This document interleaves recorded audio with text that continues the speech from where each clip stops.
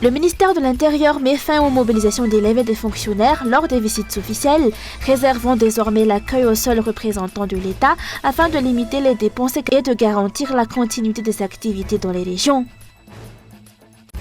Emmanuel Macron a affirmé le soutien de la France à Madagascar durant un entretien téléphonique avec le président de la refondation, saluant les efforts engagés pour les consultations nationales. Dans l'actualité internationale, la junte ayant pris le pouvoir en Guinée-Bissau a conforté son pouvoir avec la nomination vendredi d'un premier ministre après l'investiture la veille d'un général au poste de président pour une transition censée durer 1 an.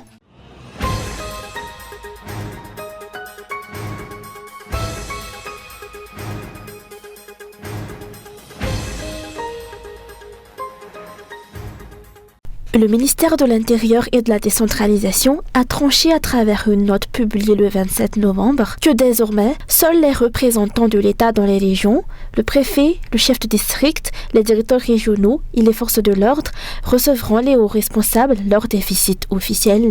Il est ainsi mis fin à la mobilisation des élèves pour assister aux cérémonies et il est également interdit de convoquer ou de rassembler des fonctionnaires ou des services non concernés. L'objectif est de préserver la continuité des activités dans les régions. Selon le président du parti HVM, cette décision s'inscrit dans la logique d'austérité et permet de mettre fin aux cérémonies coûteuses et aux dépenses superflues de fonds publics.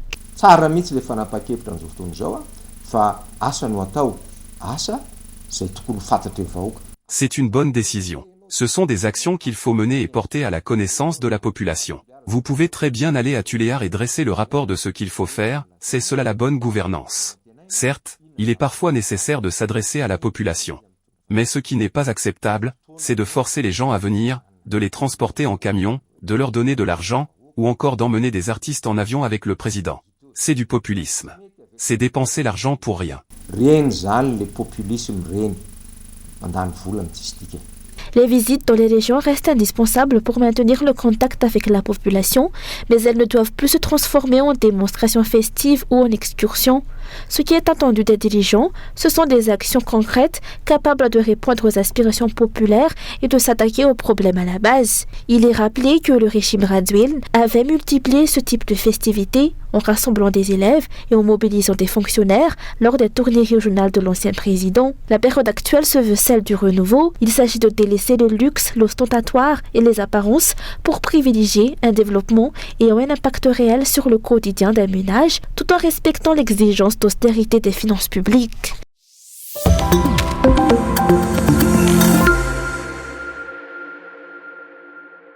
Le président français, Emmanuel Macron, a exprimé sa volonté de soutenir et d'accompagner Madagascar dans cette phase de refondation de la République lors d'un entretien téléphonique avec le chef de l'État malgache. Il a félicité et encouragé ce dernier pour les démarches engagées en vue des consultations nationales, de la lutte contre la corruption et de l'organisation des élections dans les délais impartis. Le président français a également souligné l'importance d'impliquer la jeunesse et la société civile dans cette dynamique de changement. Emmanuel Macron a par ailleurs réaffirmé l'engagement de la France à soutenir Madagascar, annonçant un financement supplémentaire destiné à renforcer la lutte contre la malnutrition. Il a précisé que la France demeurait pleinement disposée à accompagner le pays durant cette période de transition. Pour sa part, le chef de l'État malgache a rappelé que le pays restait ouvert à la coopération avec toutes les nations. Il a toutefois insisté sur la nécessité pour les malgaches de transformer cette coopération et cette ouverture en actions concrètes et utiles plutôt que de les détourner ou de les réduire à des initiatives stériles, comme cela a pu être le cas par le passé. Il a souligné que les Malgaches demeurent les premiers responsables de leur avenir et non les autres nations, un principe qui, selon lui, doit s'appliquer à tous sans distinction.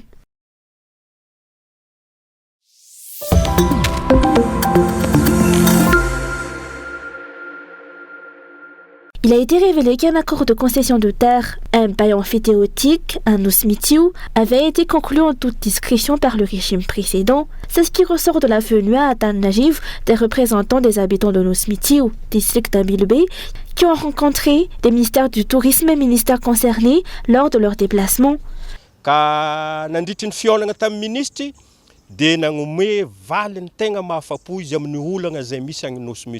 Durant la rencontre avec le ministre, il a apporté des réponses satisfaisantes concernant ce problème foncier à Nuusmitiu. La population obtiendra massivement des titres. Nous avons également découvert qu'un bail avait été signé en 2023 sans que nous en soyons informés, et sans que l'on sache précisément quelles terres de Nousmithio sont concernées ou quelle entreprise en est bénéficiaire. Cela n'a pas suivi les procédures normales et semble avoir été réalisé en toute discrétion. Tsy nandalo dingana ara-dalàna zany le fanaovana le fifanarana fa mety natao antsokosoko.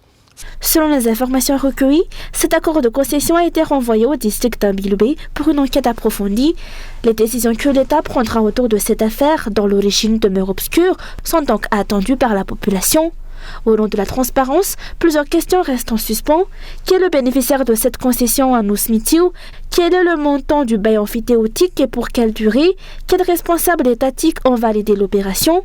La société civile, elle, attend de savoir si le régime actuel annulera cette concession ou quelles mesures seront prises pour y remédier.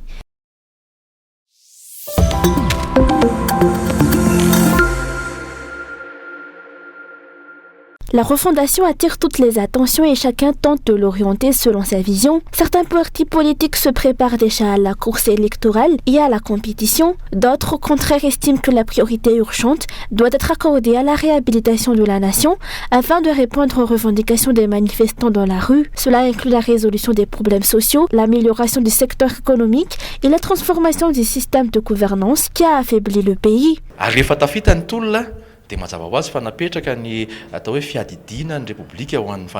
Lorsque la lutte populaire a abouti, la présidence de la refondation de la République a été mise en place.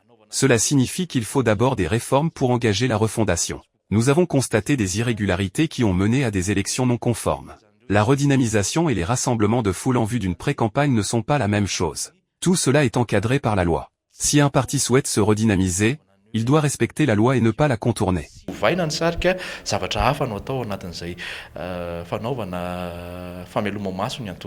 Les crises politiques récurrentes dans le pays sont principalement liées à des problèmes électoraux en raison de l'absence de scrutin propre et transparent. Selon les explications, la priorité urgente et essentielle doit être accordée à l'assainissement du processus électoral, à la modification de la loi qui l'encadre et à la reconstruction de la structure chargée d'organiser les élections.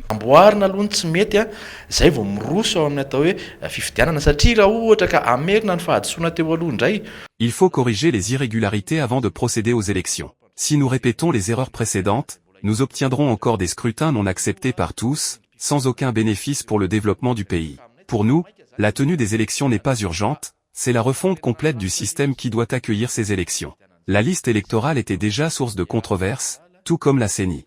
Il faut adopter une loi électorale qui soit acceptée par tous les Malgaches, garantissant une véritable transparence.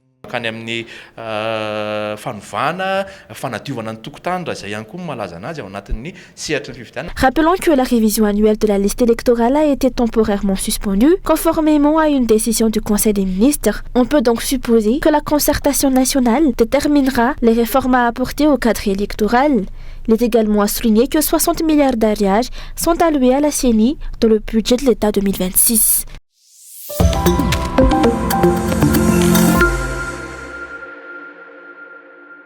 La loi encadrant les zones franches est en cours de révision afin d'attirer davantage d'investisseurs étrangers comme locaux, selon les acteurs des entreprises franches. La simplification des procédures administratives figure parmi les priorités. Il s'agit d'assouplir l'ensemble des conditions permettant aux entreprises d'obtenir un permis ou un agrément. Le principal organe chargé de cette mission est la CTI, le Comité technique interministériel. Arrêté interministériel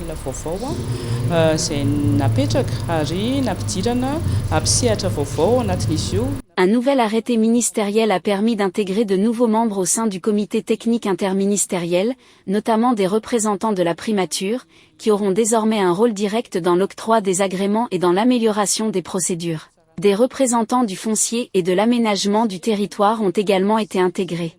Lors des visites de préagrément sur le terrain, le comité disposera ainsi des compétences nécessaires pour vérifier les sites concernés. Interministériel s'assurer avec la situation foncière des terrains concernés. Le secteur traverse une période difficile avec la fin de l'AGOA, particulièrement pour l'industrie textile, souligne le GFP. Pour limiter les pertes, Madagascar doit revoir sa stratégie et renforcer sa compétitivité sur le marché international. La stabilité juridique et l'application rigoureuse des lois constituent des conditions essentielles. Les fenêtres Nous sommes encore dans l'attente d'une issue positive concernant la GOA. La compétition est rude, c'est pourquoi nous avons besoin que les démarches liées aux agréments soient rapides, afin que les investisseurs puissent se positionner. Il est également important que ces procédures soient pérennes pour éviter des changements en cours de route, qui risqueraient de faire fuir les investisseurs. Nous demandons depuis longtemps que la hiérarchie des lois soit clarifiée.